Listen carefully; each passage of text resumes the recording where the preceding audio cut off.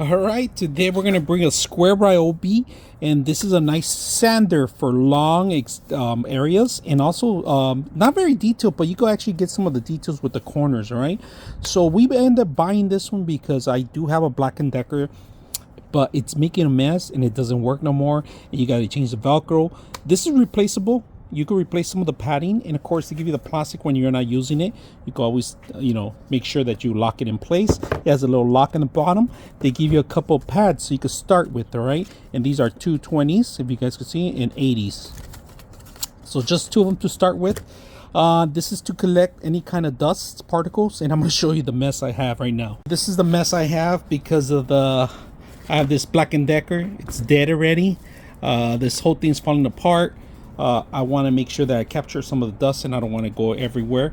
And I do use a mask, so I just lock this in place, and it's very simple. You could throw away any kind of dust that you have. Now, this is not including batteries. All right, you're gonna have to have your own battery, 18 plus batteries. Make sure that you have the right voltage on it too. Okay. All right, so the way it works, there's a couple of locks in here. It's pretty much like a CPU if you ever install a CPU. All right, and there's a little swinging area here, and pretty much you got to find the area, lock it in place here, fold it down, make sure it's flat and out. So I'm going to use my two hands, see if I can do this. Lock it in place. There it is. So we got our sandpaper. It's a little crooked, so we're going to fix it up right now. So to fix it, easy.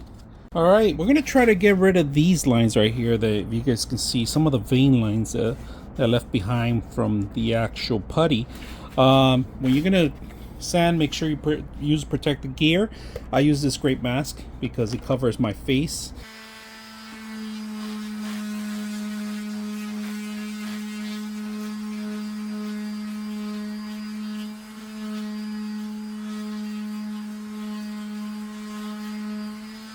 All right, there's the machine. It works very well. It ripped up a little bit, a little scarfed up, but you could replace this, of course, very simple, just to open it up. And if you buy longer sheets, just cut them up. The air here to flow, the holes are there, but if the paper that you buy doesn't have, it's still compatible. Now this has all the dust here. I'm gonna remove it so you can see how much dust we have in there. You have a shop vacuum. You can always connect it to here. They have extensions for this. If not, 3D print your own. You can find it on any kind of websites now these days. Now this is coming out very well.